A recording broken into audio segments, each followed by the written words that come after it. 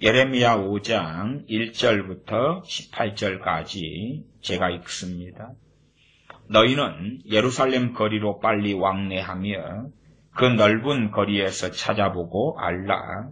너희가 만일 공의를 행하며 진리를 구하는 자를 한 사람이라도 찾으면 내가 이 성을 사하리라. 그들이 여호와의 사심으로 맹세할지라도 실상은 거짓 맹세니라. 여호와여, 주의 눈이 성실을 돌아보지 아니하시나이까. 주께서 그들을 치셨을지라도 그들이 아픈 줄을 알지 못하며 그들을 거의 멸하셨을지라도 그들이 징계를 받지 아니하고 그 얼굴을 반석보다 굳게 하여 돌아오기를 싫어하므로 내가 말하기를 이 무리는 비천하고 우준한 것뿐이라. 여호와의 길 자기 하나님의 법을 알지 못하니 내가 귀인들에게 가서 그들에게 말하리라. 그들은 여호와의 길 자기 하나님의 법을 안다 하였더니 그들도 일제히 그 멍에를 꺾고 결박을 끊은지라. 그러므로 수풀에서 나오는 사자가 그들을 죽이며 사막의 이리가 그들을 멸하며 표범이 성읍들을 엿보온즉 그리로 나오는 자마다 찢기오리니 이는 그들의 허물이 많고 패역이 심함이니이다. 내가 어찌 너희를 사하겠느냐? 내 자녀가 나를 버리고 신이 아닌 것들로 맹세하였으며 내가 그들을 배불리 먹인즉 그들이 행음하며 창기의 집에 허다히 모이며 그들은 살찌고 두루 다니는 순말같이 각기 이웃의 아내를 따라 부르짖는도다. 나 여호와가 이르노라. 내가 어찌 이 일들을 인하여 벌하지 아니하겠으며 내 마음이 이런 나라에 보수하지 않겠느냐. 너희는 그 성벽에 올라가 회파하되 다 회파하지 말고 그 가지만 꺾어버리라. 여호와의 것이 아님이니라. 나 여호와가 말하노라. 이스라엘 족속과 유다 족속이 내게 심히 패역하였느니라.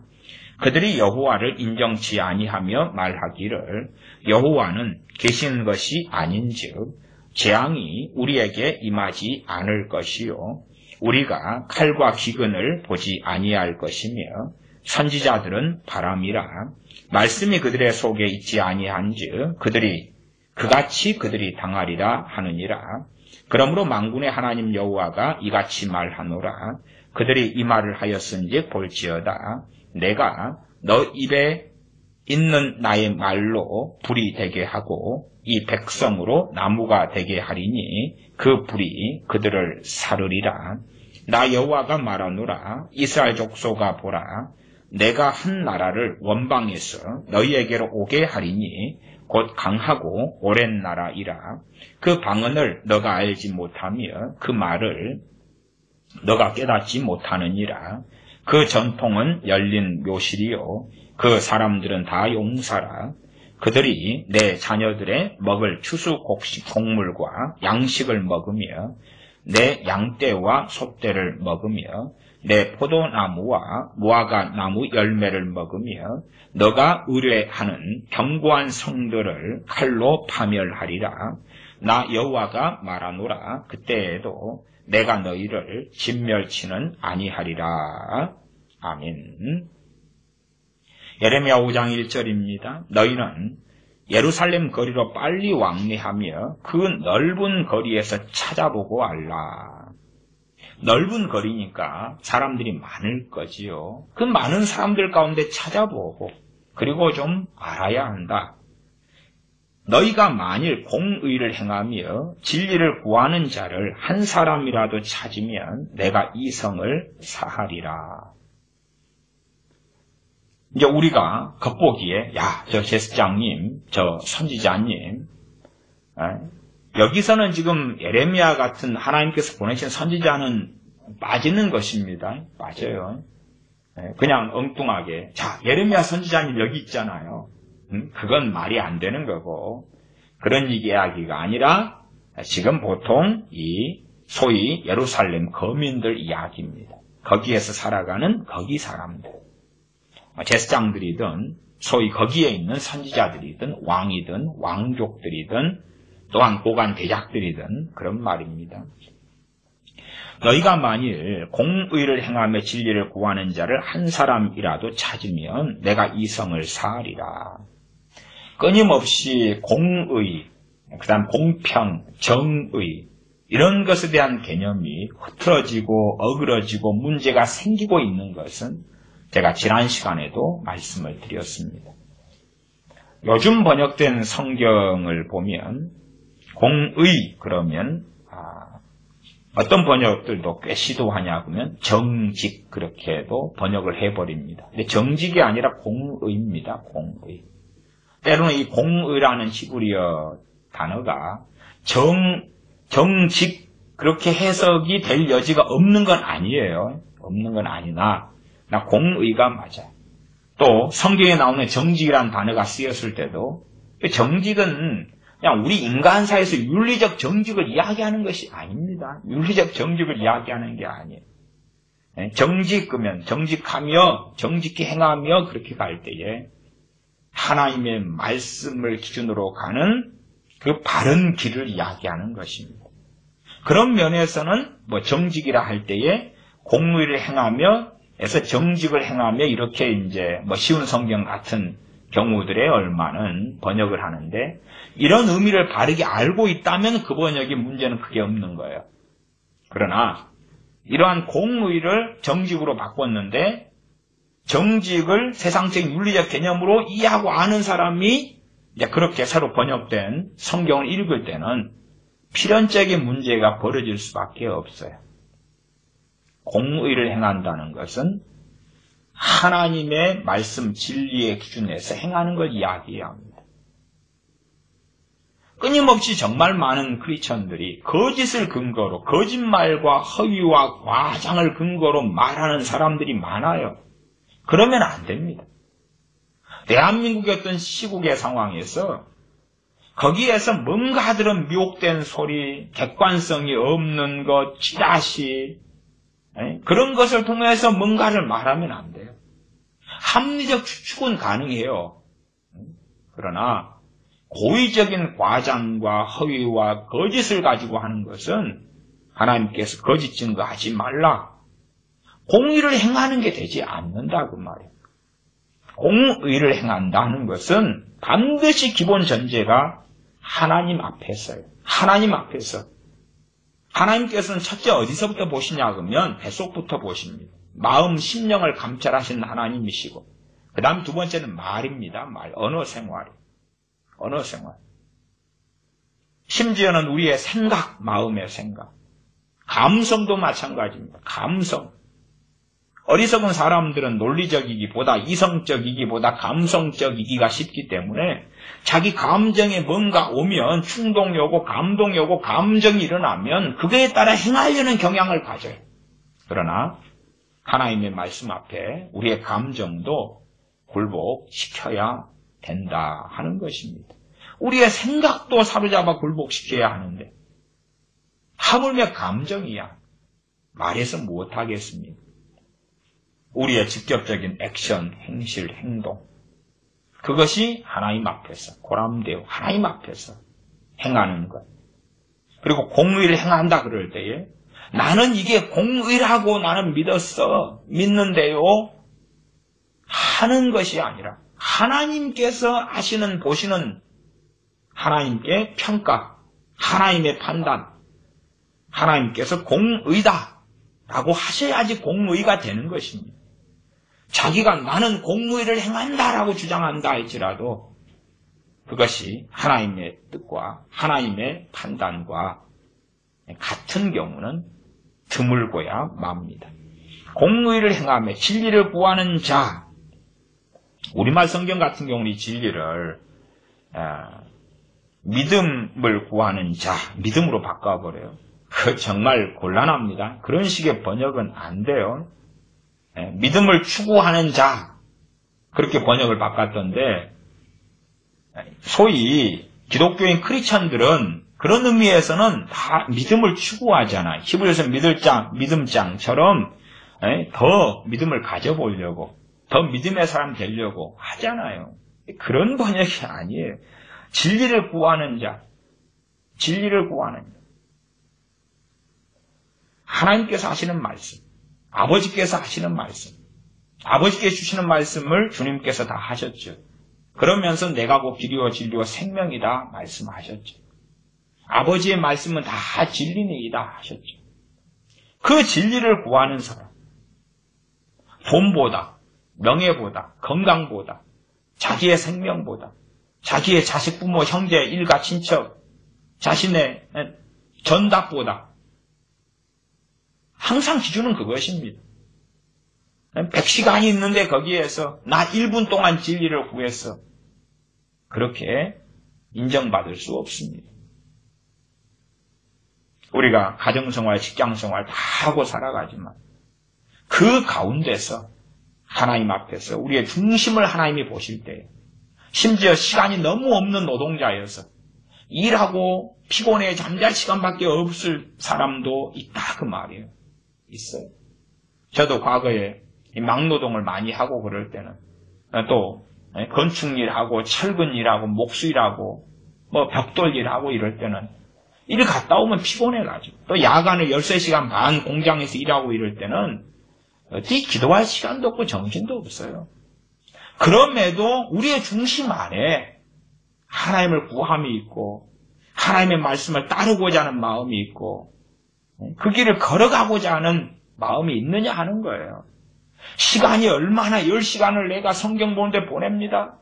5시간을 보냅니다. 기도를 3시간 합니다. 그러한 표면적인 문제 이상의 이야기입니다. 진리를 구하는 자를 한 사람이라도 찾으면 내가 이성을 사하리라. 그러면 정확한 결론이 있습니다. 아무도 없다. 그런 결론이. 아무도 없다.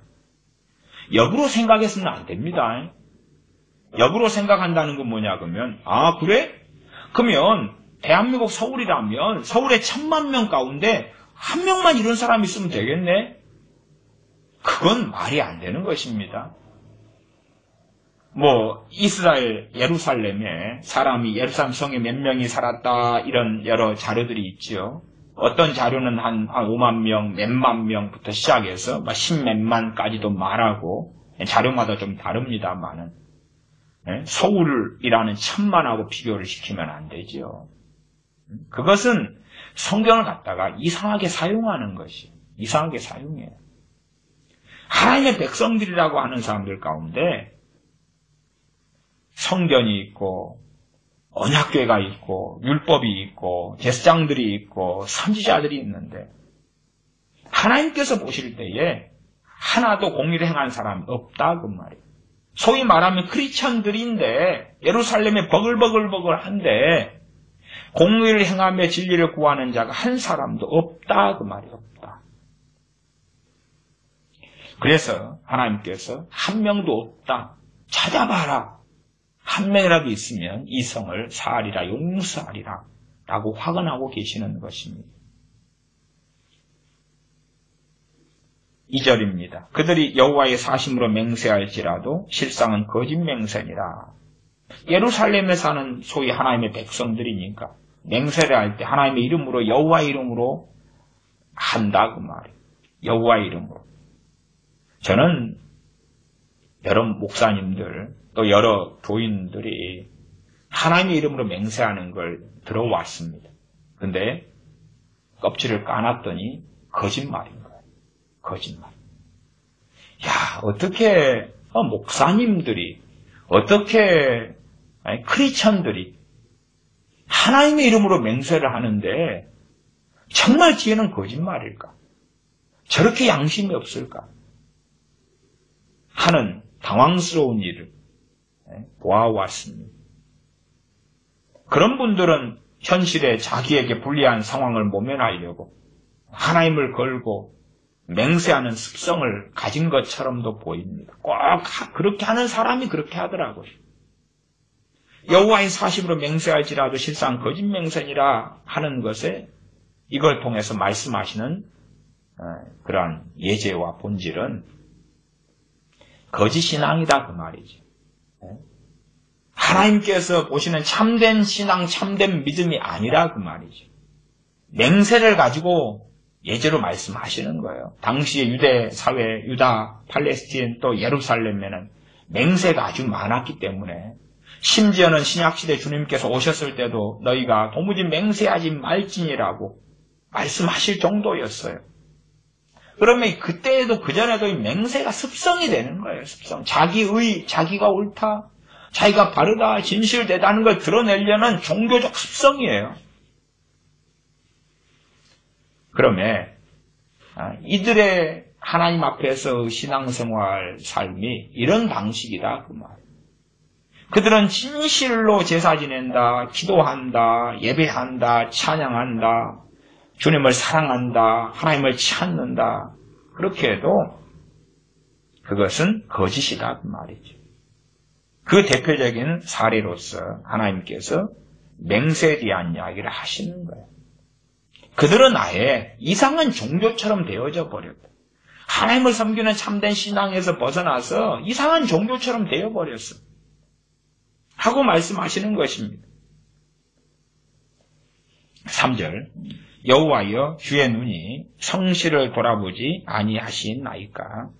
주께서 그들을 치셨을지라도 그들이 아픈 줄을 알지 못하며 그들을 거의 멸하셨을지라도 그들이 징계를 받지 아니하고 그 얼굴을 반석보다 굳게 하여 돌아오기를 싫어하므로. 주님께서 그들을 치셔도 그들이 아픈 줄을 알지 못한다.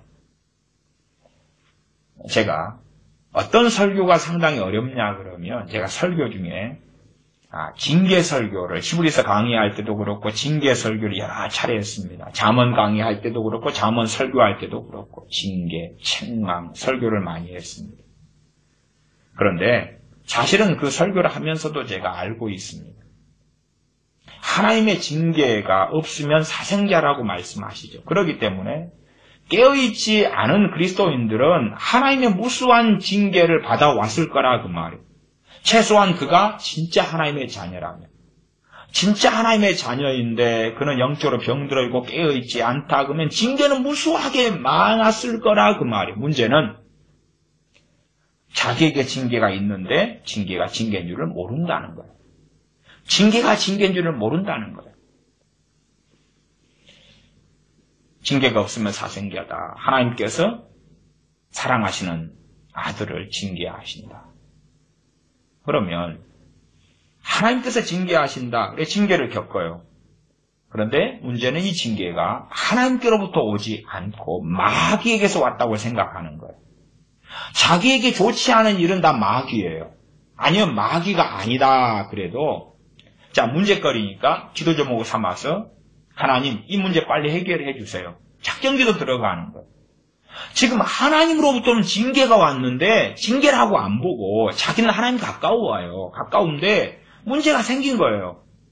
하나님 이 기도 제목 하나님께 아뢰어 드립니다. 이 기도 제목 이 문제 되는 거 빨리 좀 해결해 주세요. 믿습니다. 함께 합심기도 할까요? 함께 그래서 요즘 중보기도가 그런 것과 아주 그런 것이 많다 그 말이에요. 말하자면 전반적으로 하는 이야기입니다. 중보기도 해주는 사람들은 갈수록 악해집니다. 갈수록 악해져요. 중보기도 하면 할수록 악해지는 경향을 가져요. 좀 아이러니인데 왜 그런지 제가 말씀드릴게요. 왜 그러냐 그러면 중보기도 하는 사람이 A라는 사람이 소위 말하면 기도카드에 기도 제목을 써가지고 제출해요 교회에. 그러면 중보기도 팀이 이제 그걸 보고 기도를 해준단 말이에요. 그러면 중보기도 해주는 사람들은 하나님 편이 아니라 그 사람 편에 서요. 말하자면 문제가 되는 기도 제목을 기도카드에 써가지고 중보기도 팀에 전달한다고 합시다. 그 문제가 되는 내용의 다수가 징계거든요. 다수가 징계거든요. 하나님의 징계는 어떨 때 거두실까요? 징계를 제대로 받아가지고 정신을 차리셨을 때죠. 정신을 차리셨을 때. 아니면 이쪽 징계는 이제 소위 말하면 좀 익숙해졌어.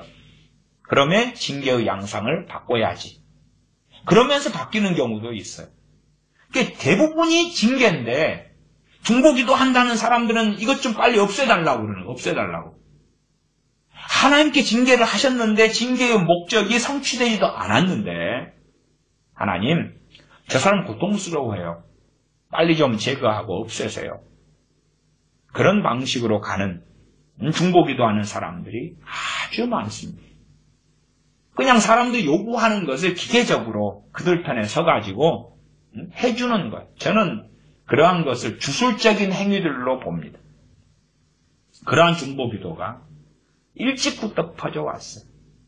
그것을 대표적으로 가리키는 사람 중에 한 명이 누굽니까? 지구촌교 이동원 목사입니다.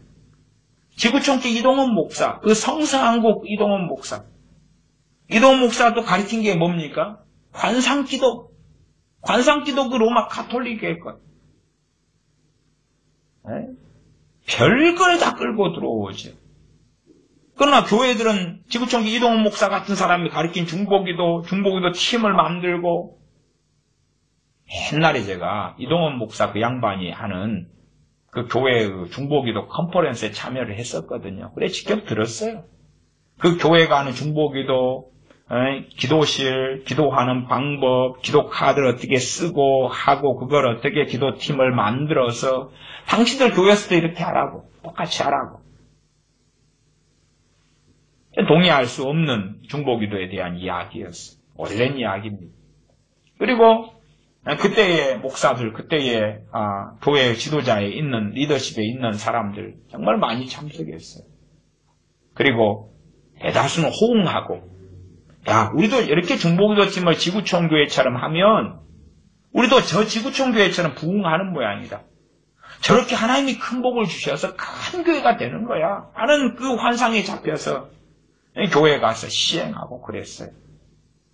그렇게 열심히 중보기도 카드 넘기면서 해주면 한 명씩 열매 맺고, 그리고 해결되고, 더 충성스럽게 교인이 되고, 그런 이야기들이었습니다. 그래서 유감스러운 게 3절에 보면 주께서 그들을 치셨을지라도 그들이 아픈 줄을 알지 못한다. 아픈 줄을 알지 못한다. 첫 번째는 주님께서 친 줄을 알지 못하고, 두 번째는 너무나 맞아서 만성인 거예요. 만성인 거예요. 그냥 항상 나 이랬어. 항상 이래. 나 항상 두통이었어. 나 항상 몸에 질병을 달고 살았어. 나 항상 이런 일이 있었어. 나 항상 자주 나는 교통사고 일어났었거든. 항상 나 돈 문제 터졌어. 항상 사람 잘못 만나가지고 이리 사기당하고 저리 상하게 저런 일이 벌어지고 항상 그랬어. 하나님의 징계의 방법은 여러 가지가 있어요. 여러 가지가. 사도 바울이 고린도전서에서 그 악한 일 행한 자들을 사탄에게 내어주었다. 징계의 방법은 참 많지요. 사탄에게 내어주어서 육체로는 고난을 받으나 그 영으로는 구원을 받게 하려 합니다. 사탄에게 넘겨주니까 막 고통스러우니까 하나님을 자꾸 회개하면 다시 구원받을 수 있잖아요. 구원받게 하려고 사도 바울이 그 악한 일을 행한 자들을 사탄에게 내어줘 버렸다. 거의 보편적인 징계의 방법 중에 하나겠죠. 그래서 하나님께서는 그 보호 싸개를 치우시고 귀신의 공격과 역사 속에 내어 던져버리시는 경우도 있고 직접적인 징계를 주시는 경우도 있어요. 케네스 에긴 그런 목사님 같은 경우는 질병은 100%다. 마귀에게서부터 온 것이다. 그렇게 주장하고 책을 쓰고 가르쳐 왔으나 성경만 보아도 질병이 때론 하나님으로부터, 연병이, 문둥병이 하나님으로부터 온다는 것은 다 압니다. 자기 논리와 자기 치유사역 하셨던 분이기 때문에 자기 생각과 자기 사상, 자기 성경 해석이 있는 거예요. 그러나 눈을 뜨고 성경을 보면 그렇지 않다는 것을 왜 모릅니까? 하나님으로부터, 질병이 마귀로부터도 오고, 내가 몸을 잘 관리하지 못해서도 오고, 뭐 별걸로 통해서 오죠. 내가 음식 절제하지 못해서 비만이 생기고, 점점점 비만이 생기고, 당을 좋아하면 당뇨도 오고, 뭣도 오고, 비만도 오고, 합병증도 오고, 다 올 거 아닙니까? 그런 거 말고, 하나님께로부터 오는 질병도 있어요. 징계로. 그래서 고린도 전서에서도 성찬을 잘못함으로 너희 중에 병든 자가 많고 징계다 그 말이에요. 잠자는 자도 많고 잠자는 자 죽었다 그 말이에요. 죽었는데 다행스럽게 구원받은 사람을 잠자는 자라 그래요. 그러나 문제는 주께서 그들을 치셨을지라도 그들이 아픈 줄을 알지 못한다. 아픈 줄을 모른다. 그들을 거의 멸하셨을지라도 그들이 징계를 받지 아니하고 징계를 받지 않는다 그 말은 징계가 없다는 게 아니라 징계를 하나님이 주시는데 그것에 효과와 열매가 나타나지 않는다 그 말이에요. 그게 징계를 안 받았다 그 말. 징계를 받았는데 받은 게 아니라 그 말이에요. 징계를 받은 다음에 그 고통과 문제를 해결하려고 더 잘못된 곳으로 가는 거예요.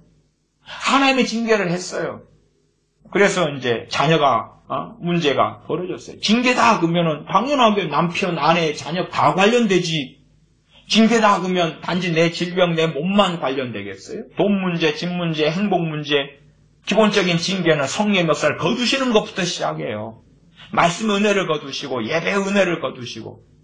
그치 하나님의 징계는 했는데 성령 충만은 그대로 있고 하나님은 징계했는데 말씀의 은혜가 찬양의 은혜가 그대로 있다. 어디서 걔 풀 뜯어먹는 소리 합니까? 그렇지 않습니다. 하나님의 징계는 영적인 데서 먼저 시작합니다. 그리고 그 다음에 이제 육으로 갑니다. 영이 먼저예요. 하나님의 징계가 먼저 오면 은혜가 사라지고 성령 충만이 사라지고 기도가 막히고 말씀의 은혜가 사라지고 찬양이 사라지고 기쁨이 사라지고 주님의 평강이 사라지고 성령의 열매들이 사라지고 왜 성령 충만을 거두시니까?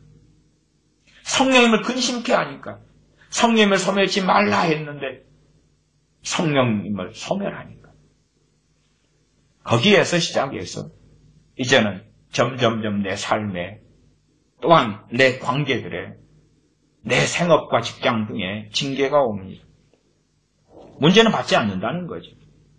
잘못됐는데 그 징계를 하나님과 연결되어 생각하기보다도 나는 억울하다는 거예요. 사람과의 관계에 생겼으면 그 사람을 정죄하고 공격하고 비난하고 그러는 것입니다. 다윗이 아들 압살롬의 반란 속에서 도망자가 되었을 때에 자기 시므이라는 그 악한 사람이 다윗을 저주합니다. 저주해요. 그럴 때에 다윗의 장군 가운데 하나가 저 악한 저놈을 왕위의 명령만 하십시오. 내가 가서 죽여버리겠습니다. 아무리 아들 압살롬을 피해서 다윗이 도망가더라도 다윗에게는 장수가 있고 군대가 있어요. 다른 백성들이 그래도 있어요. 그런 악한 시므이 같은 애들 그냥 쳐 죽일 만한 그런 용장들이 그득해요. 근데 다윗은 하나님 앞에서 내가 저 수치를 뒤집어 쓸란다. 말하자면 다윗은 징계를 받은 거예요. 받은 거예요. 그리고 이제 나중에 법대로 처리하죠. 나중에 그자는 법대로 처리합니다. 그 처리를 아들 솔로몬에게 인수인계하고 죽고 천국에 들어갑니다. 그런 것처럼 하나님의 사람들이 징계를 받고 깨달아야 되는데 많은 문제는 하나님께서 우리에게 하시는 징계와 관련되는 문제예요. 많은 문제는. 그러나 징계를 깨닫지 못하는 거예요.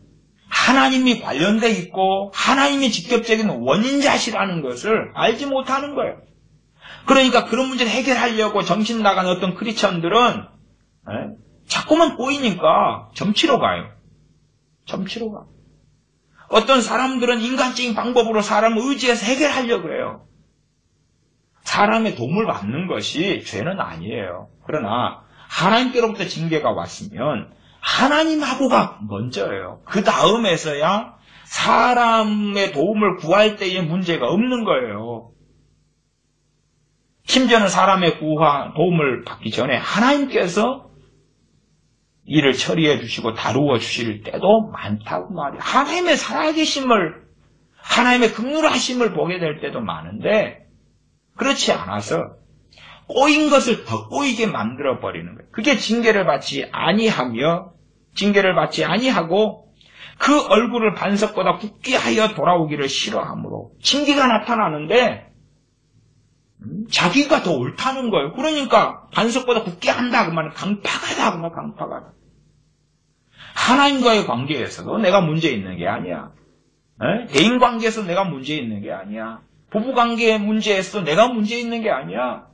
직장에서 문제 다툼이 일어났을 때 내가 문제 있는 게 아니야. 내가 꼴보기 싫은 삶 때문에 고통스러울 때 내가 문제가 있는 게 아니야. 얼굴을 반석보다 굳게 하여 돌아오기를 싫어하므로. 왜 돌아오기를 싫어하겠습니까?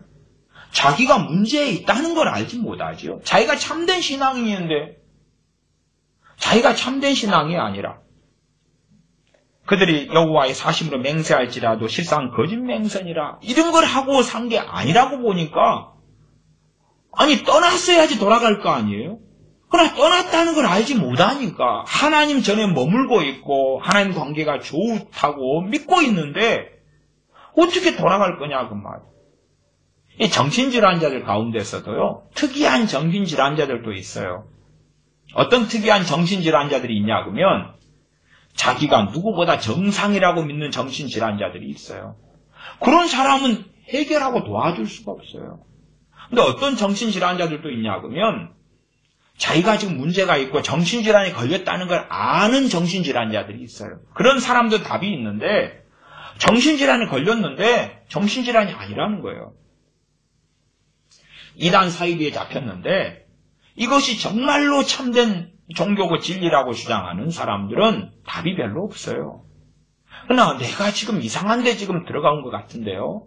제가 이상한 사이비 단체에 지금 가담한 것 같아요. 이걸 좀 자각하는 사람들은 그나마 좀 답이 있다고 말이에요. 그 얼굴을 반석보다 굳게 하여 하나님의 징계가 있는데 그 징계 당한 것 때문에 고통스러워하는데 그 원인을 첫째 젊은 친구들은 부모한테 돌려요. 부모를 원망해.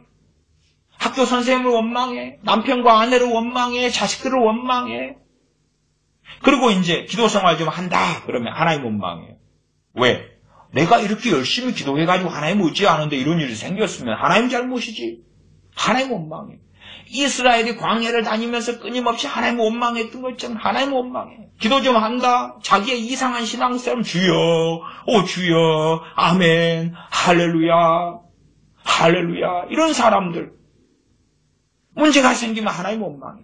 하나님 원망해. 그러나 이제 그 정도가 아닌 사람들, 그냥 종교성으로 사는 사람들. 사람을 찾아야 되지. 보이지 않는 하나님을 보이는 것처럼 믿는 신앙이 아니니까. 그런 신앙의 사람들은 징계가 아니라 형통함 속에 형통함 속에 걸어간다는 게 문제가 없다는 게 아니라 최소한 하나님으로부터 오는 징계가 없다고 말이죠.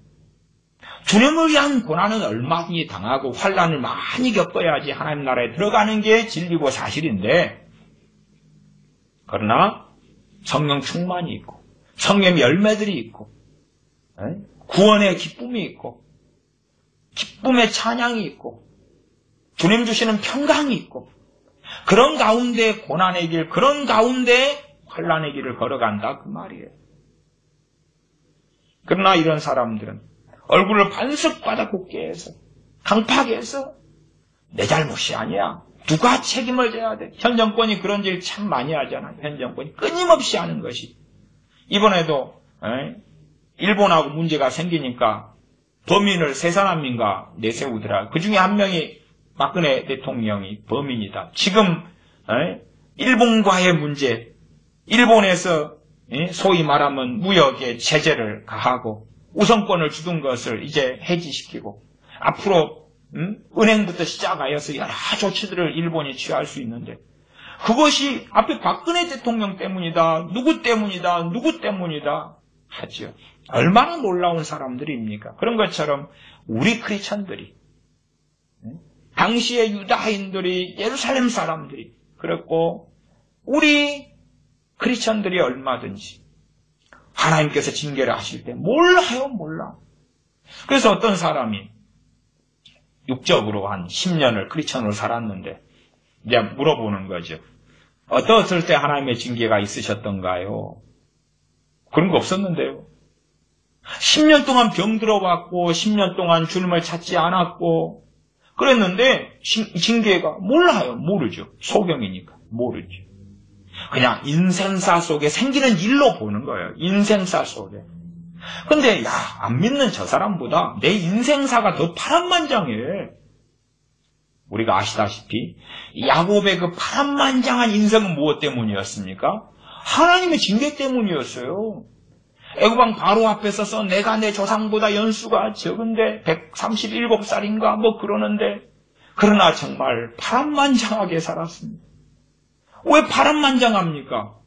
하나님의 징계가 끊임없이 야곱을 따라다니니까 그렇죠. 그러나 그럼에도 야곱은 알았을 거라, 나중에서는 알았을 거라 저는 믿습니다만은 정말 많은 크리스천들이 알지 못한다. 그 말입니다. 5장 4절로 넘어갑니다. 내가 말하기를 이 무리는 비천하고 우준한 것뿐이라. 여호와의 길 자기 하나님의 법을 알지 못하니. 예루살렘 사람들 또 유다인들 보았을 때에 선지자가 보았을 때 지금 선지자입니다. 3절부터가 선지자예요. 3절부터 6절까지가 선지자고요. 항상 그 구분을 잘 하셔야 돼요. 앞에 너희는 예루살렘 그럴 때에 내가 이 성을 사하리라. 그리고 5장 1절 2절은 하나님이 하신 말씀이고요. 그 다음에 5장 3절부터가 선지자예요. 6절까지가. 그리고 7절에 내가 어찌 너를 사하겠느냐 이건 하나님이 하시는 말씀이에요. 이런 것을 잘 보면서 우리가 예레미야나 아니면 이사야나 이런 성경들은 하나님이 말씀하신 걸까? 선지자가 말씀한 걸까? 어떤 것은 뚜렷하고 어떤 것은 문맥을 더 세밀히 살펴야지만이 드러나고 이런 것이 있습니다. 그런 부분들을 잘 살피시면 좋겠습니다. 내가 말하기를 그것은 하나님이 하시는 말씀이 아니고 예레미야 선지자입니다. 이 무리는 비천하고 우준한 것뿐이라. 하나님께서 사장에 말씀하셨던 것과 같은 결과가 나옵니다. 예루살렘에 있는 하나님의 백성들을 개인 만나고 사람들과 교제하고 말씀을 전하고 가르쳤을 때에 비천하고 우준한 것뿐이라. 이렇게 결론이 나오는 거예요. 어떻게 저렇게 대대로 하나님을 섬겨왔다, 하나님의 율법을 가졌다 그러는데 저렇게 우준하고 저렇게 비천할까? 이게 이 예레미야 선지자가 이 하나님의 백성들 속에서 살았을 거 아니에요. 그러나 이제 좀 멀리서 보고 산 거죠. 그냥 내 혼자 하나님을 잘 섬기고 믿고 따르고 그렇게 하면서 다른 사람을 가까이 하고 보면서 뭐 판단하거나 비판하거나 하지 않으니까 참 정상의 신앙은 아니구나. 그러나 일말의 가능성은 있지 않을까? 또 실제로 한 사람이 1000사람, 10,000사람을 다 알 수가 없잖아요. 알 수가 없어요. 그냥 보편적인 이야기는 들려오고 말해지지만 한 명 한 명 했을 때에 저 사람들 가운데 정말 깨어있는 사람, 정말 기도의 사람, 말씀의 사람 있을 수 있다고 말이에요. A라는 교회에 1000명이 다니는데 1000명이 전부 다 잘못됐다 이렇게 누가 쉽게 말할 수 있냐고 말. 그렇게 말 못하는 거예요. 말 못해. 어떤 면에서 이 5장 1절 2절에 하나님께서 딱 이 예루살렘 거리에 빨리 왕래하며 그 넓은 거리에서 찾아보고 알라 말씀하셨을 때에 최소한 누가 순종하냐 그러면 예레미야 선지자가 순종해요. 순종해서 확인해 본 거예요. 확인해 봐. 그러니까 이 무리는 비천하고 우준한 것뿐이라. 이 정도까지 심각했는지를 몰랐는데 그냥 예레미야 선지자는 자신의 믿음, 자신의 신앙 그리고 하나님을 섬기는 삶을 꾸준히 해오면서 우리가 거제권을 가지더라도 심지어 우리가 친척들까지도 다 모르잖아요. 저도 사촌 형제간, 고종사촌, 이종사촌, 외사촌, 친사촌 많아요. 50몇 명이라.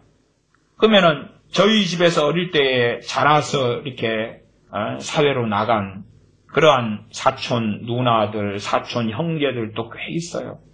제 어머니의 돌봄을 받아가지고 그렇게 크고 장성했던 형제간들이 있어서 사촌 형제간들 중에서는 함께 살았던 사람이 꽤 있어서 그래도 좀 알아요. 그럼에도 불구하고 사촌인데 모르는 사람이 많아요. 사촌 중에서는 어머니와 아버지께서 막내셨기 때문에 대부분 나이가 몇 명 빼놓고는 다 위에요. 그냥 60대, 50대 후반, 60대, 70대 그래요. 일단 몰라요. 뭐 결혼식 때 같이 얼굴 보고 만나고 무슨 행사 있을 때 만나고 그래도 다 몰라요. 그러니까 우리가 사람을 알 수 있다는 것은 한계다 그 말이에요. 소위 예루살렘 거리에 한 5만 명이 있었다고 칩시다. 그럼 예레미야 선지자가 5만 명 가운데 그들의 신앙과 삶을 어찌 얼마나 알겠냐 그 말이에요. 알려면 이제 뭐 해야 됩니까? 말씀을 나눠봐야 돼. 교제를 해봐야 돼. 하나님 말씀을 증거해봐야 돼요. 말씀을 잘 제대로 이해하고 있는지 그들의 삶이 어떤지. 그렇기 때문에 예레미야 5장 1절 같은 하나님의 말씀을 가지고 예레미야 선지자가 군중 속에 무리 속에 사람들 속에 들어가서 확인해 보는 거예요. 그랬더니 결국은 결론이 이 무리는 5장 4절에 비천하고 우준한 것뿐이라 여호와의 길 자기 하나님의 법을 알지 못하니 안다고 하는데 모르는 거예요. 그래서 이제 예레미야 선지자가 5장 5절 내가 귀인들에게 가서 그들에게 말하리라. 귀인들에게 가서. 요즘 시대는 좀 이해하지 못할 수가 있겠습니다. 근데 과거의 시대에서 이해를 좀 해보시면 좋겠어요. 옛날 한 50년대, 60년대 같은 경우도 문맹자가 많았어요. 문맹자. 그래서 저기 도시에 간 아들이 편지를 보냈다 그러면은 이 편지를 누가 좀 읽어줘야 돼. 혹은 중동에 이제 과거에 중동 노동자로 갔다 그러면 편지를 부모님한테 보낸단 말이에요. 어머님 전상서 보내면 내 아들한테 우체부 아저씨가 편지를 내게 아들의 편지를 전해 주었는데 편지 읽으려니까 산골 마을을 찾든지 아니면 읍내를 뒤지는데 글자를 아는 사람이 몇 명 없거든요. 또 편지를 좀 대신 써줄 사람 찾아야 되고 그것보다도 훨씬 더 옛날 이야기이기 때문에 대부분의 이 예루살렘 그 다음에 유다 사람들은 문맹자라 그래요. 문맹자. 지금으로 하면 연필 잡아본 일이 없다 그 말이에요. 그러니까 그런 사람들은 구전을 통해서 하나님 말씀을 배워요. 제사장을 통해서 하나님 말씀을 배우고 선지자들을 통해서 배우고 부모로부터 전달되어 온 것을 배우지 글자를 가나다라 가가격여 모른다 그 말이에요. 남 놓고 기억자도 모른다 그 말이에요. 그러니까 이제 일단은 저들은 무식한데 근데 단지 그냥 거치 초등학교도 안 나왔어 해서 무식한 게 아니라 글자를 몰라서 무식한 게 아니라 그래도 하나님을 깊이 알 수 있다 그 말이에요. 그런데 비천하고 우준한 것뿐이라. 겉과 속이 같아버리는 거예요. 세상적으로는 가난하기 때문에 무식한 건 이해하는데 그러나 속에 하나님을 아는 지식까지도 똑같은 거예요. 그래서 이제 글자 알고 지금은 좀 가치가 떨어졌습니다만은 옛날 시대에 누가 판사다 검사다 와 그랬잖아요. 그런 것처럼 귀인들 그런 고관대작들 좀 잘 배운 사람들 똑똑한 사람들 소위 말하면 박사님들 그런 사람들 카이스트 교수님들 당시에 그런 위치에 있는 사람들 하나님 알만한 사람들 귀인들 그러니까 거기에는 선지자들도 포함될 것이고요. 제사장들 포함될 것이고 왕은 왕의 교육을 한단 말이에요. 그냥 왕이 태어나서 그냥 왕이 되는 게 아니라 왕이 되기 위한 통치를 배운단 말이에요. 일찍부터 가장 좋은 교사들을 가지고 왕도 귀인에 들어가겠지. 물론 왕하고 만나서 면담하고 그렇진 않았을 거라고 보고요. 그냥 일반 귀인들 귀족들은 일찍부터 귀족으로 살기 위하여 또 교육을 정말로 잘 받아요. 가정교사를 데리고 그러한 귀인들 알만한 사람들 말씀을 아는 사람들 왜? 신정국가였으니까 유다는 신정국가였습니다. 그래서 그런 귀인들에게 가서 그들에게 말하리라. 아, 이 사람들은 참 글도 모르니까 성경이 손에 있었다 그래도 읽지도 못하는 사람들이었으니까 일단은 이들은 이 결론이 났어도 귀인들은 상황이 다르겠지. 그리고 귀인들에게 가서 그들에게 말하리라. 말하리라 그 말, 하나님 말씀 전달하리라 그게 아니라 확인하리라 그 말이에요. 그들은 여호와의 길 자기 하나님의 법을 안다 하였더니 안다라고 자칭 주장했고 그리고 해봤더니 그들도 일제히 그 멍에를 꺾고 결박을 끊은지라 그러는 거예요. 멍에를 꺾고 결박을 끊었다는 것은 앞에서도 나온 말씀드립니다. 다시 말하면 하나님을 안다 그랬는데 그들이 가진 율법의 해석이 결박을 끊는 방법으로 하나님의 멍에를 꺾어버리고 결박을 끊어버리는 방식으로 성경을 해석하더라 그 말. 다시 말하면 하나님의 말씀을 어그러지게 해석해서 백성에게 가르치고 자기도 믿고 그래서 하나님께 복종하고 순종하고 하나님을 경외하는 그러한 사람이나 그러한 백성으로 리더십을 행사하는 게 아니라 하나님의 멍에를 끊어버리는 방법으로 성경을 해석하고 또한 하나님의 결박, 이게 결박으로 느끼는 거예요. 결박. 이들은 하나님이 우리에게 해준 게 뭐가 있다고 순종하라 그러느냐. 결박으로. 그러면 소위 말하면 1800년도에 독일 등에 시작됐던 사조로 한다면 자유주의 신학. 내가 받아들일 만한 성경만 아멘 할 것이고 내 귀에 듣기 싫은 말씀들은 노멘 받아들이지 않겠어. 이 자유주의 신학. 내 귀에 듣기 싫은 말씀은 성경 자체가 아니야. 사람이 끼워서 집어넣은 거고 내 귀에 내가 보기에 마음에 드는 성경 구절만 진짜 하나님의 말씀이고 예수님의 말씀이야. 자유주의 신학. 이러한 자유주의 신학은 그러한 1800년도에 시작되고 양산된 게 아니에요. 본래. 사람은 본래 다 그래요. 본래부터.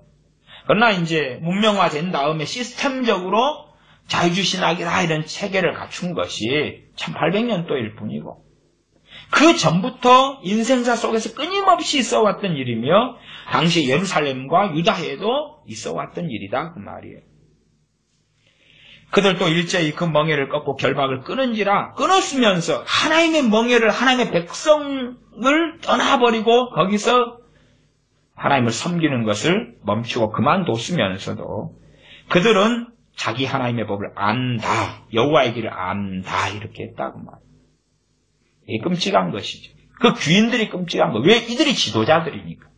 이들이 리더십의 자리에 있고 언론을 선동하는 사람들이고 여론을 조장하는 사람들이기 때문에 그렇죠. 6절.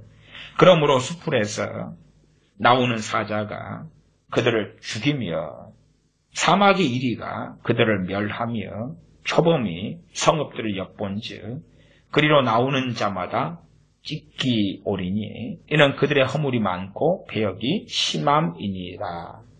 선지자가 결론을 내렸고 확인해 보니까 귀인들이든 보통 서민들이든 정말 하나님의 진노를 받을 수밖에 없다 하는 결론을 내렸다 그 말. 확인해 봤더니 7절입니다.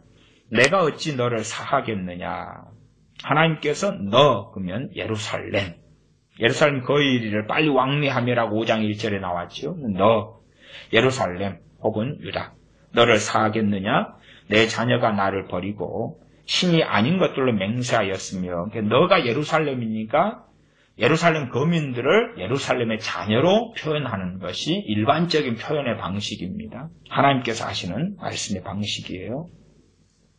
내 자녀가 예루살렘이 낳은 자녀, 예루살렘에 거하고 살아왔던 그 백성들을 예루살렘의 자녀라 그럽니다. 너 자녀가 나를 버리고 신이 아닌 것들로 맹세하였으며 내가 그들을 배불리 먹인즉 예루살렘이 잘 먹고 잘 살게 해줬다고 말이에요. 아니면 좀 넓게 유다를 하나님이 복되게 해주시고 잘되게 해주셨는데 그들이 행음하며 창기의 집에 허다히 모이며 대한민국도 마찬가지 상황입니다. 또한 미국도 그렇고 영국도 그렇고 독일도 그렇고 하나님께서 주신 건데 많은 경우 우리 힘으로 내 힘으로 얻었다고 주장하고 그 다음에 하나님께 주시는 부와 재산을 가지고 악을 행한다고 말이야. 악을 행한다.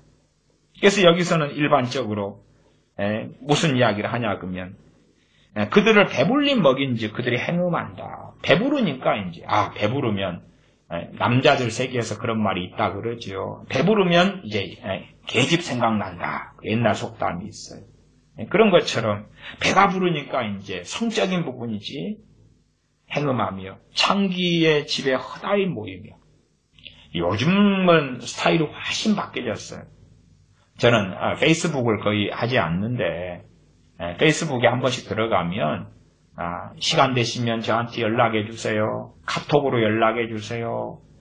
또 저하고 그 대화하실래요? 막 그러한 그 페이스북 친구 맺자는 것이 한 번씩 들어가면 몇 개씩 쌓여 있어요. 제가 이제 그것을 아예 스팸으로 차단하고 또 해놓으면 또 다른 무수히 많은 젊은 여자애들이 페이스북으로 계속 해와요. 계속. 끊임없이 와요. 아마 하루에 한두 개씩은 되지 않을까. 어떤 날은 한번 페이스북에 그래도 좀 이상한 댓글이나 글을 쓰는 사람도 있거든요. 막 그런 음란성 그것을 막 다는 사람들이 있어서 한 번씩 청소하고 해줘야 되니까 한 번씩 들어가서 이제 친구 해주세요 라고 하는 사람들 보면 정상인은 별로 없고 그런 대부분 여자들이에요. 대부분 여자들. 근데 그런 행음하는 자리에 들어가려 해도 창기의 집에 허다히 모였다. 그 방식이 다른 거예요. 이제 시대가 달라졌어요. 과거 같으면 장려촌이 있었고 그 다음에 한 걸음 나아갔으니 단란주점. 그렇지만 요즘에는 이제 더 방식이 바뀌어져요. 인터넷이 발달하니까 무슨 밴드를 통해서 하고 카페를 통해서 하고 카톡을 통해서 하고 페이스북을 통해서 하고 인스타그램을 통해서 하고 얼마나 만나기 쉽고 인스타그램 같은 경우는 자기 몸매도 보여주고 자기 얼굴도 페이스북은 보여주고 수영복 입고 착 사진 찍어서 보여주면서 나 이런 정도의 몸매와 얼굴이 돼. 나하고 시간 되면 술 마실래요? 나하고 시간 되면 밥 먹을래요? 그래서 지금은 양상이 정말 많이 바뀌었죠.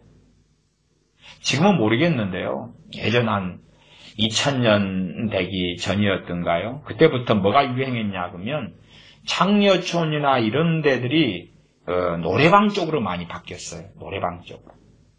요즘에는 이제 뭐 부킹 같은 걸 통해서도 많이 나이트클럽이 전략적으로 그 이쁜 여자들을 대학생이나 섭외해가지고 그들을 통해서 이제 성적인 어떤 것을 나이트클럽에서 행하는 일도 많이 있는데 어쨌든 그런 것도 그러지만 노래방에 이제 보통 부녀자들 같은 경우 젊은 여자들 연결해가지고 같이 탬버린 치고 노래 불러주면서 모텔까지 함께 들어가는 뭐 이런 것들 또 뭐 티켓 다방이니 뭐니 많잖아요.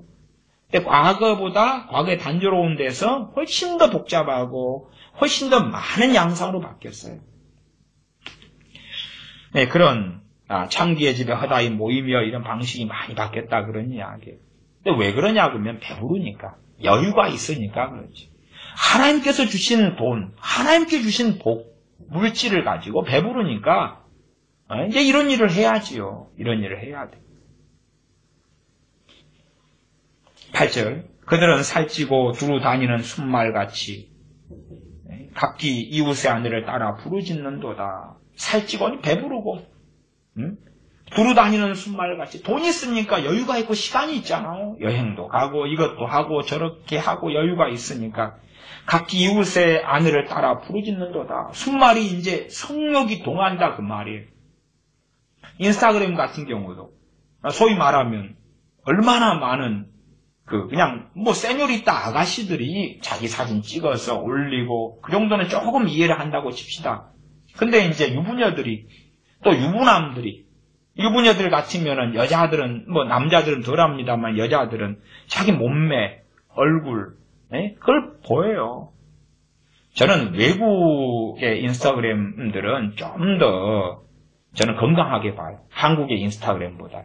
왜 그러냐면 외국의 좀 부녀자들은 모델들이 많고 인스타그램 찍을 때에 저한테도 그런 사람들이 인스타 하자고 막 하고 이렇게 친구 맺자고 오고 그래서 한번 내용을 보면 주로 남미에 있는 이 친구들은 부부가 함께 뭐 뽀뽀하고 부부가 그냥 모델이도 하면 수영복도 입고 그러는데 상품 선전하고 부부가 함께 나오고 그걸 과시를 해요. 부부의 애정을 과시하면서 해요. 그게 제가 건강하다 좀 더 말하는 거죠.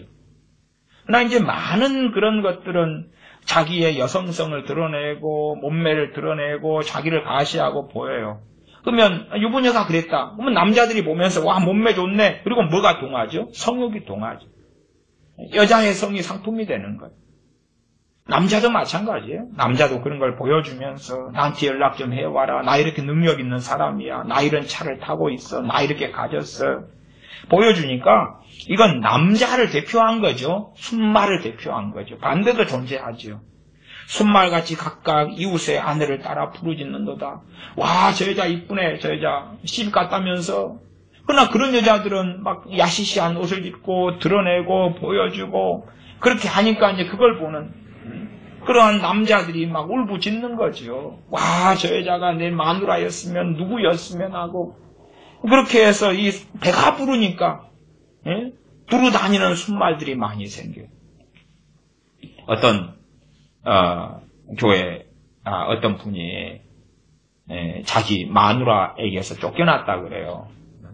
안방에서 쫓겨났다 그 말이죠. 왜 쫓겨났냐 그러면은 자기 마누라 몰래 이제 거기는 지금 여기는 지금 이웃의 아내 그랬지만 이제 그 양반은 그까지는 안 가고 소위 말하면 자기 마누라가 있는데 그 아이돌 여자 아이돌의 직캠 그 다음에 뭐 동영상 사진들 이 은밀한 자료들을 쌓아놓고 있는 거예요.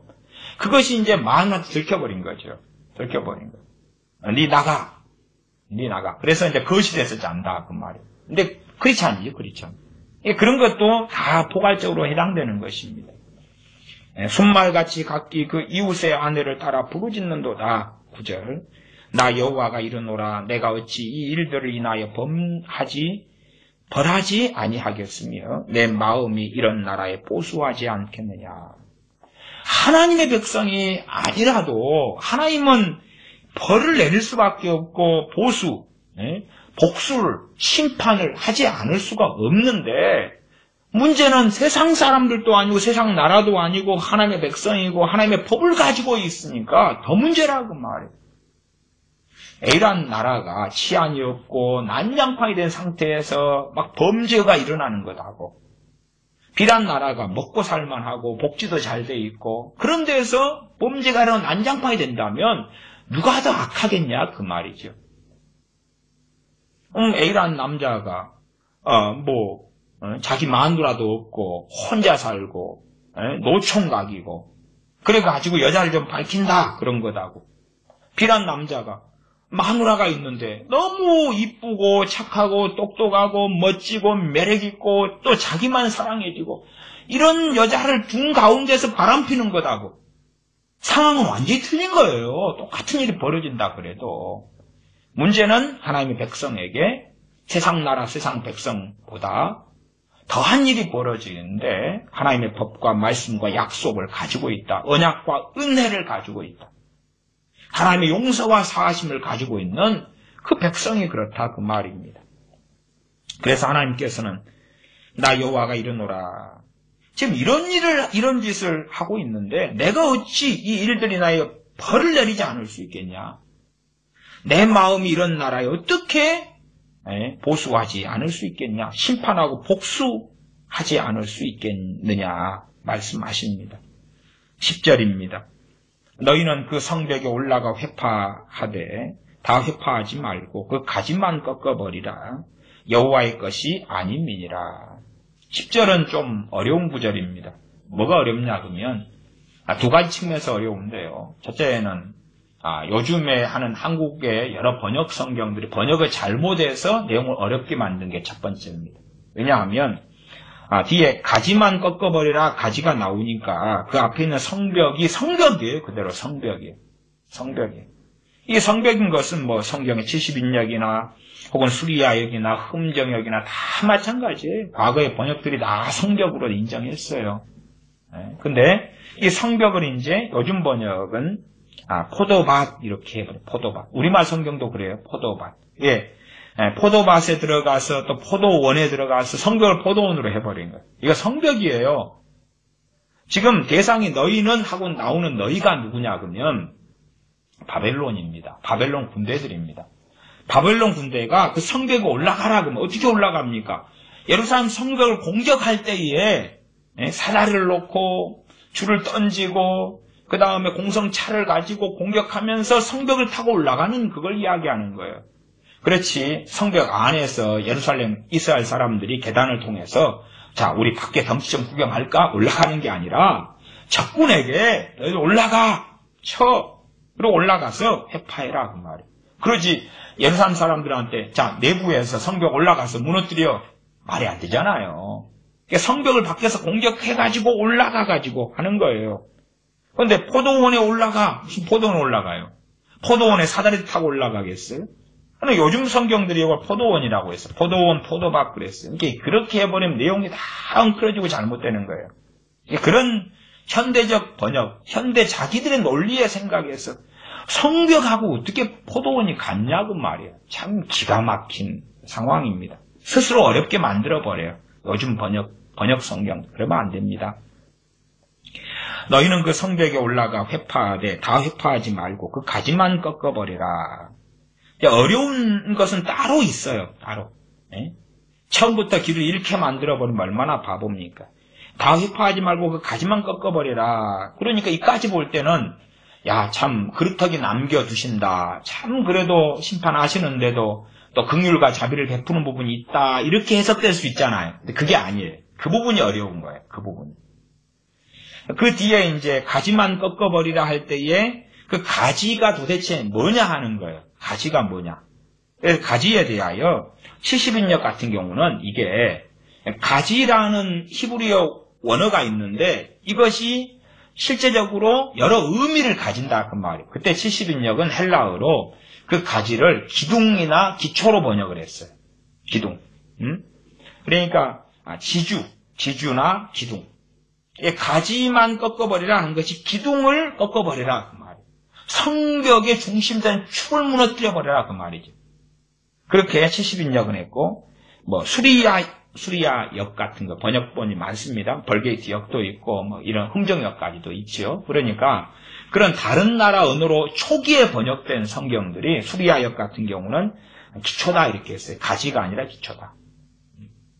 어쨌든 뭐 가지라 하든지 이렇게 가지라는 걸로 그냥 문자적으로 봐버리니까 그 문자적인 것 안에는 상징성을 가진 많은 것들이 함께 가요. 요즘 단어가 다 그렇잖아요. 단어의 발전 상황이. 근데 가지라고 이제 한글에 번역한 박사님들은 보니까 그 앞에 성벽을 밭으로 바꿔버리는 괴이한 일을 행하는 거고, 그러나 성벽은 그거 정도는 이견을 제시할 수 없는 정확한 거예요, 그냥. 그리고 이제 가지가 문제가 되는 거예요, 이 가지가. 무슨 포도원에 가고 나무를 어떻게 해야지 나무에 가지가 있는데 이 가지가 뭐냐. 그럴 때에 이제 크게 두 부류로 나눠져요. 첫 번째는 이것이 기초다 하는 70인역으로 한다면 뭐 기둥이다. 기둥이냐? 기둥도 중요한 거죠. 그다음 기초냐? 기초. 말하자면 가지 그럴 때에 이 성벽 위보다 밑에가 더 양이 두껍고 길게 이렇게 돼 있단 말이에요. 먼저 기초를 쫙 놓고 그 위에 이제 날상하게 올리고 그렇게 하는 거예요. 그러니까 이 기초를 가지 모양이기 때문에 그것이 기초석이고 기초가 옆으로 쭉 가지처럼 펼쳐져 있는 그것을 가지로 보는 측면도 있고, 그 다음에 성벽을 그렇다 혹은 기둥을 그렇다 이런 관점이 있어요. 어쨌든 뭐 그런 것은 이제 뭐 각자의 이제 선택의 문제고요. 그러나 본질적 내용은 크게 바뀌지 않습니다. 자, 세 번째 난점이 존재하는데 세 번째 난점은 그것입니다. 10절 하반절에 여호와의 것이 아님이니라. 누가 여호와의 것이 아니라고요? 그 성벽, 그 성, 예루살렘 성이 하나님의 것이 아니다. 앞뒤 문맥이 틀린데? 문맥이 틀리잖아요. 왜냐 그러면 앞에는 우리가 개혁 성경상으로 볼 때 가지만 꺾어버리라 이렇게 나왔어요. 실제로 여기에 쓰이는 히브리어가 칼날이라는 칼날 그런 히브리어인데 이게 끝내다 그런 말이 끝내다. 그런데 이제 이것이 굉장히 지금 온화하고 부드럽게 되어 있어요. 그러나 전체의 흐름과 문맥 자체가 자 심판하는데 그러나 그렇게 남겨두고 봐줄게 그런 문맥 아닙니다. 그런 문맥이 아니에요. 그런 문맥으로 말씀하는 것이 있어요. 희망을 주고 소망을 주는 문맥이 있는데 그 문맥은 그럼에도 하나님의 사람들에게 하나님의 찾는 이에게 그 소망을 주는 흐름과 문맥이 예레미야나 이사야가 있어요. 그러나 지금 이 문맥은 끝까지 끝내리라 하는 흐름이에요. 다시 말하면 소망을 주는 문맥과 흐름이 아니에요. 그래서 10절 하반절에 여호와의 것이 아니면이라 그런 거예요. 그러면 이런 지금 가지만 꺾어버리라 이렇게 나와서 좀 많이 봐주시는 모양이구나. 그런 문맥이라면 뒤에가 여호와의 것이 아니미로라가 아니라 내가 언제까지나 너희를 버리지는 않겠다. 그런다든지 아직도 너희는 내 백성이기 때문에 그렇다 이렇게 나와야 되는 거예요. 그래서 이 내용이 무슨 뜻이 될까 할 때에 이건 시작에 불과해 그런 거예요. 이건 시작에 불과해. 지금 가지만 꺾어버리라. 여기서 한 번에 다 끝내지 마라. 소위 말하면 이 바벨론의 이 공격이 첫째 우리가 잘 아는 다니엘 선지자 같은 경우가 다니엘 1장에 보시면 다니엘 선지자가 BC 605년에 느부갓네살 바벨론 왕이 공격해 와서 성벽을 에워싸고 그리고 이제 그들을 포로로 잡아서 끌고 가는데 그 중에 다니엘이 들어가 있어요. 그것이 다니엘 1장 1절에 나왔다 그 말이에요. 그것을 바벨론의 1차 침공이라 그래요. BC 605년이라. 그 다음 우리가 잘 아는 에스겔 선지자가 있어요. 에스겔 선지자는 소위 2차 침공이에요. 그때가 BC 597년이에요. 605년과 597년 그러니까 한 8년 차이가 나죠. 나중에 이 예루살렘과 유다가 멸망하는 것이 587년 혹은 586년이에요. 586년이든 7년이든 이 해를 보는 유대력과 로마력의 방법이 틀려서 그러는 것입니다. 그러니까 605년이 1차 침공으로 605년을 우리가 아는 사람은 아니까 다니엘 선지자 갖고 2차 때에 에스겔 선지자 끌려갔고 그러면 그런 입장에서 보면 지금 제가 보는 관점에서는 1차 침공 전이라 이렇게 보여요. 초기니까 에레미야 선지자의 사역 초기니까 1차 침공 전에 자 공격해 성벽 올라가서 가지를 무너뜨려 성벽이든지 아니면 기둥이든지 무너뜨려 그 정도만 해놓으면 회복을 시킬 수 있잖아요. 다시 쌓아 올릴 수 있어요. 그래서 저는 기초보다는 좀 더 기둥이나 성벽 쪽으로 이 가지를 해석하는 입장을 취하고요. 그래서 이제 그렇게 한번 느부갓네살 왕이 BC 605년이다. 그리고 침략해서 박살내고 노예상 끌고 갔어요. 그러면 예루살렘과 유다 사람들이 이제 다 끝났구나. 이제 평화구나. 자, 다시 우리가 회복합시다. 다시 우리가 이제 하나님의 진노가 끝났습니다. 괜찮습니다. 그렇게 할 거라 그 말이에요. 그러나 하나님의 이 말씀은 가지만 꺾어버려라. 끝이 아니다. 거기에서 완전히 한탕에 다 끝내버리면 이거 끝났구나 하겠지요. 그러나 맘마 본 거예요. 맛배기. 하나님의 진노가 너무 크시기 때문에 또한 한편으로 하나님의 긍휼하심이 너무 크기 때문에 두 가지 다인데 그래서 진노가 너무 큰 입장에서는 한 번에 끝낼 수 없는 거예요. 이 정도로는 양이 안 차. 다음에 또 있어. 그 다음에 또 있어. 사람들이 겪을 때 한번 BC 605년에 벌어졌어. 자 이제 이거 끝났어. 슬프다. 누가 죽었네. 이웃에 누가 죽었네. 내 자식이 노예로 끌려갔네. 또 성전의 기물들이 다 빼앗기고 약탈됐다네. 슬프네. 그래도 이가 없으면 잇몸으로 살지. 이제 다시금 평화로운 시대가 도래했어. 다시 이 고통을 잊고 새로 시작하자. 지금 선지자를 통해서 하시는 말씀은 너희들이 한번 비극을 맞이할 터인데 그것이 끝이 아니야. 18절로 갑니다. 18절도 그 이야기입니다. 그 이야기예요. 이게 성경이 동일한 구절이라도 거꾸로 정반대로 해석될 수 있어요. 18절로 건너뛰어 가면 나 여호와가 말하노라 그때에도 내가 너희를 진멸치는 아니하리라. 지금 그때에도 그것이 진멸치는 아니하리라가 이제 진멸이라는 게 크게 두 가지 의미를 가집니다. 하나는 뭐냐 그러면 유다 땅, 유다 성읍, 유다 고을, 집, 유다 나라, 예루살렘 거기에 대해서는 진멸이라고 말씀하셨어요. 그 다음에 사람에 대해서는 대부분 죽임당하고 그리고 소수가 그루터기 되어서 포로로 끌려갑니다.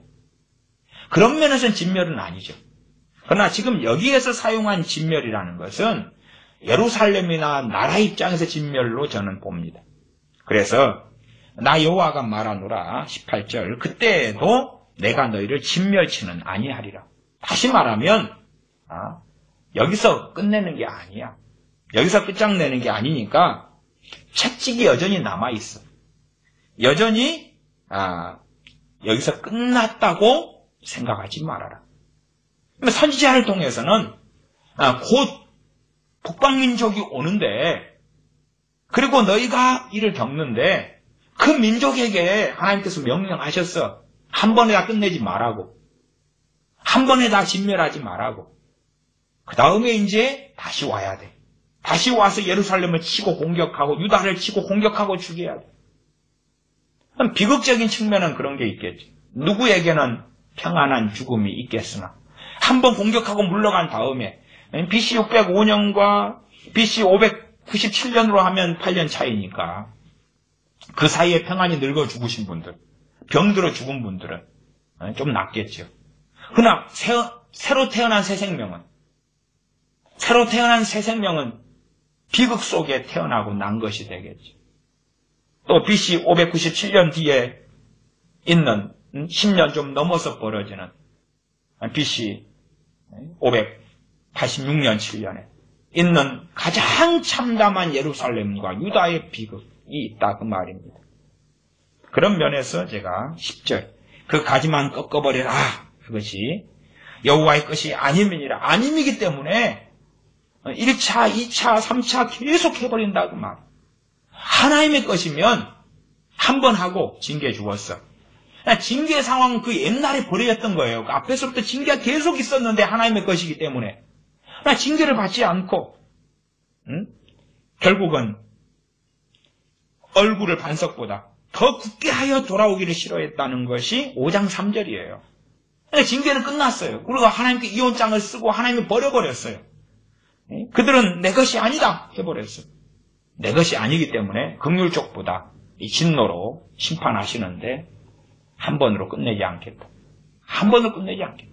사람이 가장 고통스러울 때가 뭔가 희망을 잡을 때가 가장 고통스러울 때이기도 해요. 야, 이제 다시금 해볼 만한 것 같은데. 그러나 거기에 엎친 데 덮친 격이 벌어지고 거기에 엎친 데 덮친 격이 벌어지고 하나님께서 이 땅에 살고 있을 때도 가장 큰 비참함을 주시겠다는 거예요. 한편으로는 제가 역설적이게도 가장 큰 긍휼이라고도 표현했어요. 왜냐하면 이제는 국가는 끝났어요. 예루살렘은 끝났어요.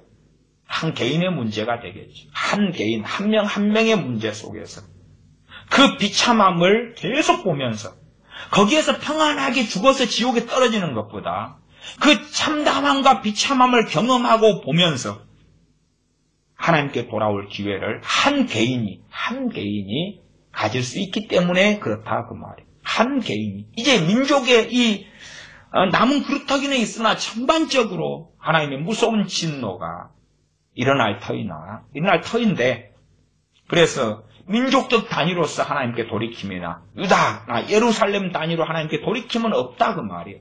그건 끝났어요. 그러면 이제 각 개인의 문제밖에는 남지 않는다 그 말이에요. 11절입니다. 나 여호와가 말하노라 이스라엘 족속과 유다 족속이 내게 심히 패역하였느니라. 심히 패역했다. 물론 종교적이 된 과거의 이스라엘과 그 다음에 유다와 예루살렘은 인정하지 못하는 거죠. 인정하지 못해. 이걸 인정하려면 말씀이 들어와야지만 이 기준점이 생기고 그리고 볼 수 있는 거예요. 왜 우리가 병원에 가서 엑스레이를 찍거나 CT나 이런 걸 촬영합니까? 우리의 육안으로는 정확히 확인할 수 없기 때문에 그래요. 정확하게 봐야 되니까. 때로는 이제 뭐 세포 검사까지 하고 피 검사도 하죠. 내가 육안으로는 이게 피 검사를 통하여 몸이 어떻게 되어져 있는지 이런 걸 모르니까 그런 검사를 하는 거예요. 근데 이 검사할 수 있는 이 바로미터가 하나님의 말씀인데 말씀이 들어오지 않고는 겉으로는 제대로 알 수가 없는 거예요. 제대로 파악할 수가 없는 거예요.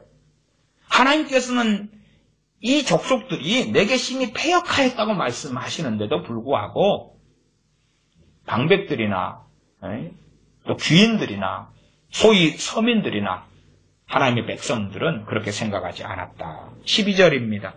그들이 여호와를 인정치 아니하며 말하기를 여호와는 계신 것이 아닌즉. 어떤 말씀과 상당히 상치되냐 그러면 5장 2절과 상당히 상치되기도 하죠. 5장 2절에는 여호와의 사심으로 맹세할지라도 실상 거짓 맹세니라. 이게 부류가 다르다 그 말이죠. 가짜 종교인의 부류가 있고 그 다음에 다른 부류는 완전히 하나님을 등진 부류.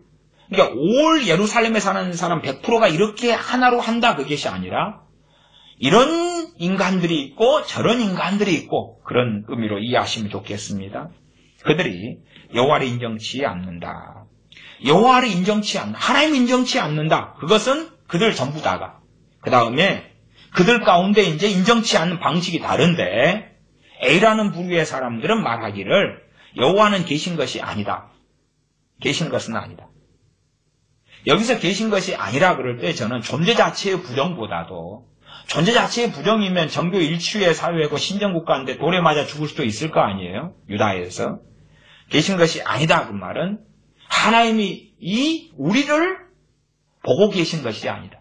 하나님께서 이 예루살렘을 보고 계시는 하나님의 현현, 하나님의 현존이 하나님의 가까이 하심이 이 예루살렘이나 유다에 있는 게 아니다. 하나님은 저 멀리 관심이 없으셔. 무관심하시오. 나아가서 우리가 죄 좀 짓는다고 그게 하나님한테 무슨 상관이 있대? 우리가 잘못 좀 한다고 하나님이 그거에 대하여 신경도 안 쓰셔 하는 개념에 여호와는 계신 것이 아니즉이라고 저는 봅니다. 여호와는 계신 것이 아닌즉 재앙이 우리에게 임하지 아니할 것이요. 하나님은 너무나 전능하고 크시오. 그러니까 째째한 이런 것에 관심 안 가져. 째째한 이런 것에 우리가 무슨 좀 간음 좀 하고 우상숭배 좀 하고 한다 해서 이런 거 별거 없어. 하나님 우리 째째하지 않아. 이런 것은 그냥 하나님은 볼 때 다 덮어져 버리고 신경도 안 쓰시고 이런 거 가지고 일일이 우리에게 징계하거나 심판하거나 이런 일 안 하셔. 그래서 재앙이 우리에게 임하지 아니할 것이다. 우리가 칼과 기근을 보지 아니할 것이다. 하나님께서 우리가 좀 한다. 우리보다도 못돼 처먹은 애들 많아. 전에 아수르 봐봐.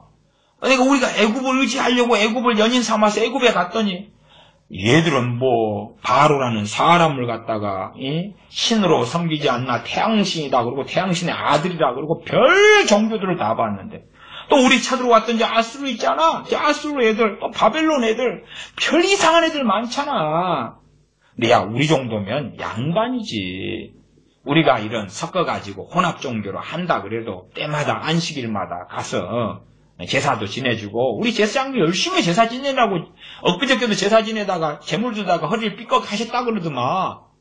그런 정도로 열심히 하고 있는데 무슨 우리를 하나님의 칼과 기근으로 심판한다 그래. 그거 우리 없어. 그 다음에 기근이 좀 와도 야 이건 그 기근이 아니라 야 어디 비가 많이 올 때도 있고 적게 올 때도 있지 안 올 때도 있고 그냥 일상사 자연 환경에서 벌어지는 거야. 하나님의 개입으로 인한 기근 아니야 이건.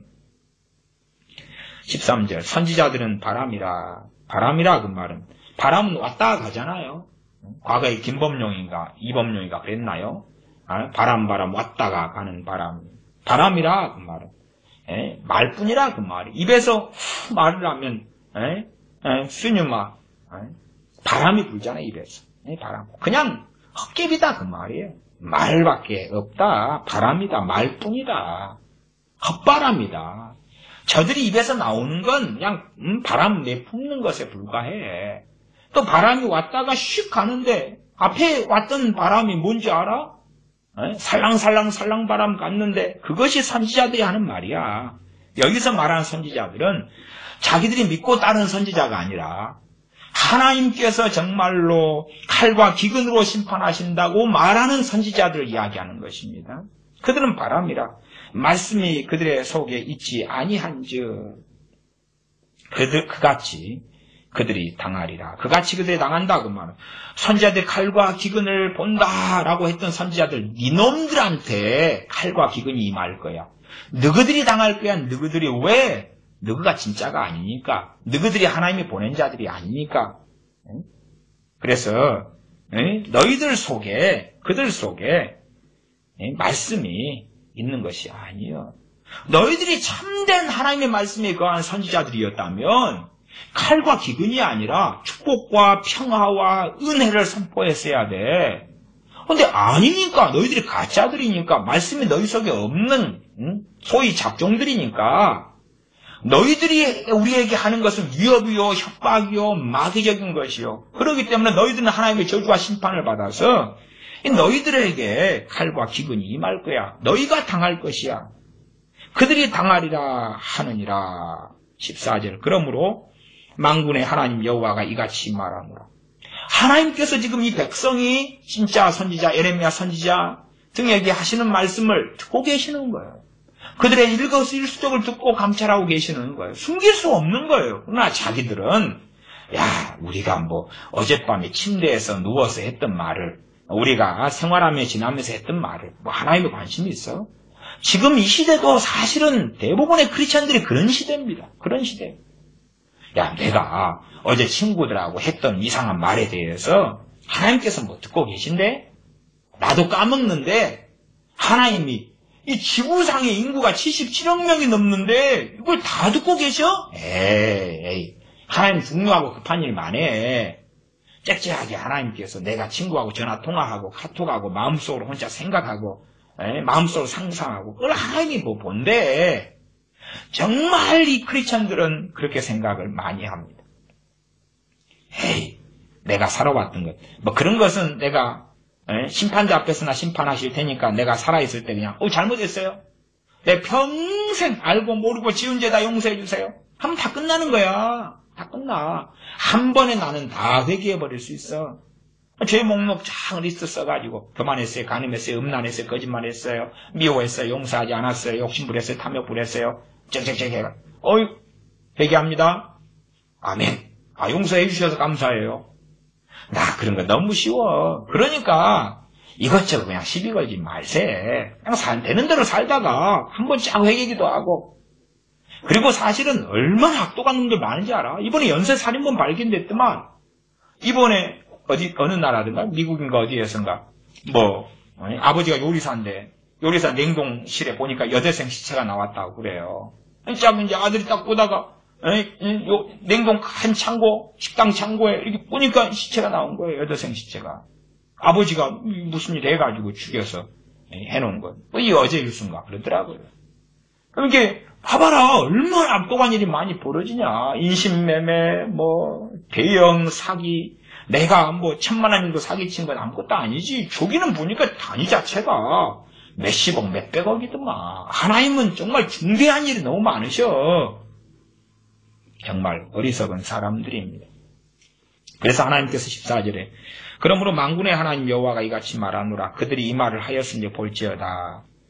내가 너희 입에서 있는 나의 말로 불이 되게 하고 너희 입은 예레미야 선지자 입입니다. 예레미야 선지자 입에 있는 내 말을 내 입에 두었노라라고 1장에 말씀하셨죠.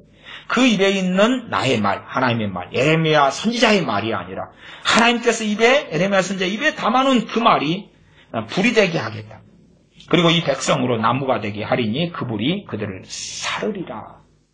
말하자면 이런 일을 통해서 하나님의 심판이 더 거세어진다 그런 말이에요. 거세어진다는 거예요. 과거에 이 선지자에게 나무 멍에를 졌을 때에 나무 멍에를 부숴버리고 그러면서 무슨 나무 멍에냐 했던 그때에 하나님께서는 논멍에로 만들어 버리셨다라고 말씀하시지요. 그런 것처럼 이 어리석은 사람들이 하나님 앞에서 하나님의 심판과 진노가 있을 때에 그걸 당한다 그럴 때에 겸비하게 겸손하게 그 앞에 엎드리고 회개를 촉구할 때에 때로는 이 가짜 사람이 회개를 촉구할 때도 있어요. 가짜가. 회개의 어떤 아이템이 잘 먹히는 것 같으면 가짜 목사나 진짜 목사 안수를 받았는데 그러나 하나님께로 보냄을 받지 않은 사람이 회개하라 할 수도 있어요. 그러나 정말 하나님의 사람들이면 그럼에도 돌아보아야 할 것이 있다 그 말이에요. 완악하게 완강하게 나가니까 하나님께서는 더한 심판으로 가시겠다라고 말씀하시는 거예요. 나무 멍에가 논멍에가 되는 것처럼 가는 것입니다. 내가 내 입에 있는 나의 말로 불이 되게 하고 이 백성으로 나무가 되게 하리니 그 불이 그들을 사르리라. 15절 나 여호와가 말하노라 이스라엘 족속아 보라 내가 한 나라를 원방에서 너희에게로 오게 하리니 그 나라가 바벨론입니다. 곧 강하고 오랜 나라이라. 오랜 나라. 바벨론도 과거에 하면 느부갓네살 왕 때의 바벨론이 신바벨론이라 그럽니다. 그리고 신바벨론이 있으니까 이제 구바벨론이 있겠죠. 바벨론은 정말 오래되었습니다. 이 나라는 오랜 나라이라 그 방언을 너가 알지 못하며 그 말을 너가 깨닫지 못하느니라. 주로 이 바벨론과 예루살렘과의 거리를 이렇게 보면 한 800 몇십 킬로 정도는 되는 것 같아요. 800킬로가 더 넘는 거리가 나와요.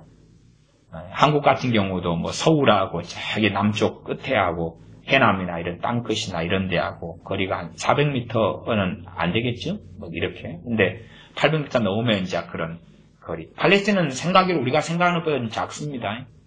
그래서 그 거리보다 2배 이상을 가는. 한국으로 하면 저기 제주도에서 백두산까지는 가는 거리가 될까요? 혹은 그 이상. 그래 되는 것 같습니다. 어쨌든 이 유다 백성들 입장에서 국제화시대가 아니니까 더 그렇지만은 그 동네 사람의 바벨론 사람을 본 적이 있고 경험한 적이 있으면 그 언어를 들어본 언어 같은데 할 건데 전혀 들어보지 못한 언어. 그러니까 들어보지 못한 언어를 가진 사람이 온다 그 말은 멀리서 온다 그 말이에요. 에이 저 나라에서 우리를 왜 공격해. 그렇게 뭔데 공격하려면 가까운 데나 하지. 상상이 안 되는 이야기이기도 하다 그 말이에요. 그 방언을 너가 알지 못하며 그 말을 너가 깨닫지 못하느니라. 그 전통은 열린 묘실이요. 전통은 화살이고 화살이 묘실이다 그 말은 화살에서 화살이 하나 나올 때마다 그것이 묘실 무덤을 만드는 거죠. 사람이 맞아 죽으니까. 그 전통은 열린 묘실이요. 그만큼 그들이 전쟁을 잘하고요. 바벨론 사람들이 화살을 쏠 때 정확하고 백방백중이고 쏠 때마다 죽어나간다는 이야기입니다. 그 사람들은 다 용사라 이렇게 나왔어요. 용사라. 17절 그들이 너 자녀들의 먹을 추수곡물과 양식을 먹으며 내 양떼와 소떼를 먹으며 내 포도나무와 무화과나무 열매를 먹으며 내가 의뢰하는 견고한 성들을 칼로 파멸하리라. 예루살렘 성만이 아니라 주변 성들도 다 성곽들이 있을 거 아니에요. 크고 작은 것들. 우리가 과거의 전쟁사를 보더라도 A라는 나라, B 나라가 경계 지역에는 그때는 양쪽 다 견고한 성을 쌓아놓습니다. 그리고 이제 거기에서 먼저 1차 방언을 하는 거지요. 그 다음에 2차로 물러섰을 때 성이 있고 이런 것처럼 예루살렘의 유다도 마찬가지입니다. 그래서 성을 많이 쌓기를 그렇게 원하는 거예요. 의뢰하는 성도 이 정도 성 되면 상대방이 공격할 때 너끈히 견딜 수 있을 거야. 그런 성들이 유다 안에서도 여러 개 있었습니다. 그러한 너가 의지하는 그 말이 의지하는 견고한 성들을 칼로 파멸하리라. 저 용사들이 공격할 때 너희들은 이 정도 성이면 방어하고 이기고 저들은 멀리서 원정했기 때문에 저들은 속히 물러갈 수밖에 없을 거야. 그러나 전쟁을 어떻게 합니까? 몇 개 성 무너뜨린 다음에 거기에 있는 먹을 그 자녀들이 먹을 추수곡물들 양식, 소떼, 양떼, 포도나무, 무화과나무 막 먹으면서 전쟁을 수행하는 거예요. 약탈 전쟁인 거죠. 우리 양식 없어 돌아간다고? 아니, 너그 먹을 거 다 빼탈아 가서 먹으면서 예루살렘 공격하고 함락시켜. 네? 그런 이야기가 되어집니다. 18절 나 여호와가 말하노라 그때에도 내가 너희를 진멸치는 아니하리라. 이것이 남겨두리라 하는 게 아닙니다. 남겨두리라 하는 게 아니라 소망을 주는 게 아니라 이건 시작에 불과해. 이건 시작에 불과해.